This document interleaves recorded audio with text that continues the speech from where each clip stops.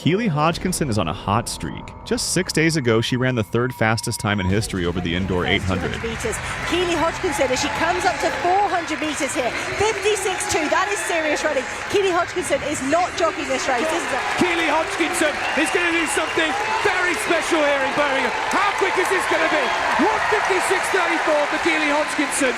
It's the third fastest time of all time.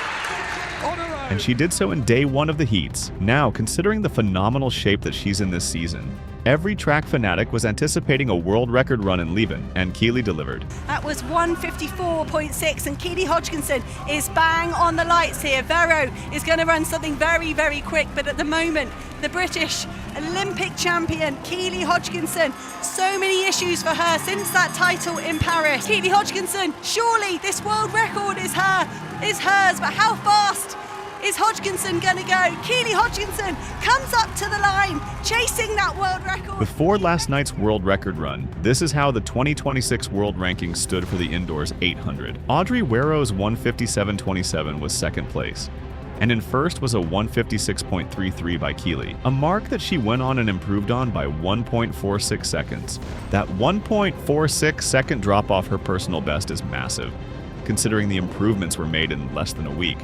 Considering that her new record is 1 second better than the previous world record, just shows how strong Keely is progressing so early in the season. Before we understand how she pulled this off, it's best if we looked at how things stood before she dropped the massive times. Two of the fastest indoor 800 times were set on 3rd March 2002, 1:55.82 from Jolanda Čeplak and 1:55.85 from Stephanie Graf. Sedaj se začenja ta silovit finiš. Štefi Graf sedaj dohiteva Jolando Čeplak. Čeplakova se ne da. Toda Grafova je zaenkrat močnejša. Toda Čeplakova finišira. Čeplakova finišira. Štefi Graf ali Jolanda Čeplak v ciljni ravnini. Jolanda Čeplak bo evropska prvakinja. In Jolanda Čeplak. These are the only two athletes who ever ran sub 1:56 indoors. Sub 1:56 indoors is a big deal. Unlike outdoors, where it's a normality for most athletes, it doesn't make it any easier to achieve indoors. Even with that in consideration, it was always going to be a huge deal for Keely. She was hunting a record set 24 years ago on her very own birthday. And to be honest, we were all anticipating this would happen. And I, for instance, wasn't surprised at all. And here's why.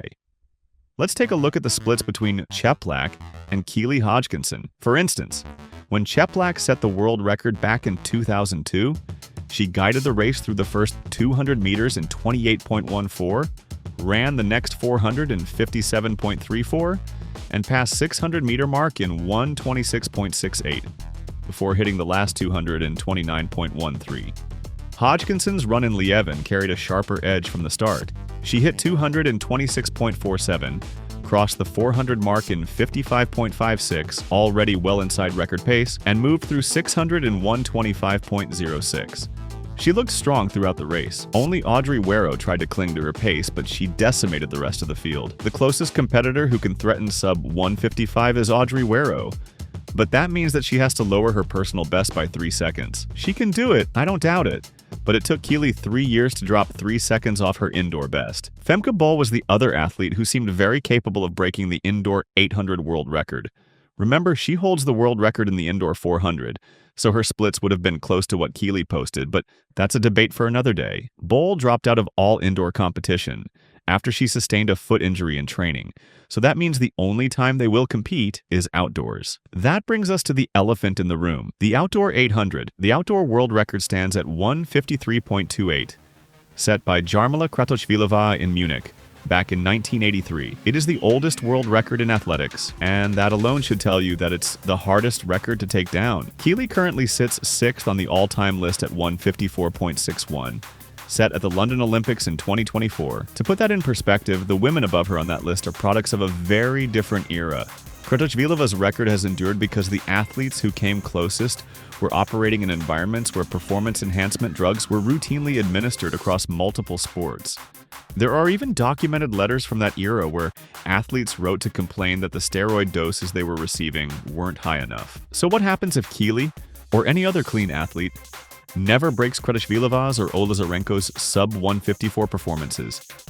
Do we simply accept that 2 records set in the heart of the doping era remain the permanent benchmark for women's 800-meter capability? And if so, what exactly are we measuring? Because here is the uncomfortable truth. Kratochvilova's record has stood for 42 years. Olisarenko's has stood even longer. No clean athlete has come within a second of either mark. Not Semenya, whose testosterone levels were so far above the female threshold that she was banned from competing in the event entirely. And even she couldn't touch 153 at her peak. Not Pamela Gelimo, who is arguably the most dominant 800-meter runner of her generation. Nobody. There are even documented letters from that era where athletes wrote to complain that the steroid doses they were receiving weren't high enough. So the question is no longer just whether Keely can break them. The deeper question is whether those marks should even exist as the standard. Are they a legitimate benchmark for women's athleticism?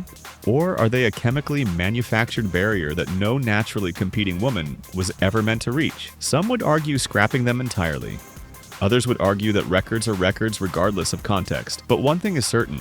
Holding Keely Hodgkinson, or any woman competing cleanly in the modern era, to a standard built on syringes is not a measure of human capability. It is a measure of what drugs can do to a human body. And if the athletes break the tainted records set in the 80s, what does that tell us about the clean athletes? I'll let you ponder that. Anyway, don't hate the messenger, I just bring the message. Whether you agree or disagree with anything said here, that's the beauty of it. It's all part of the conversation. If I missed something entirely, let me know in the comments.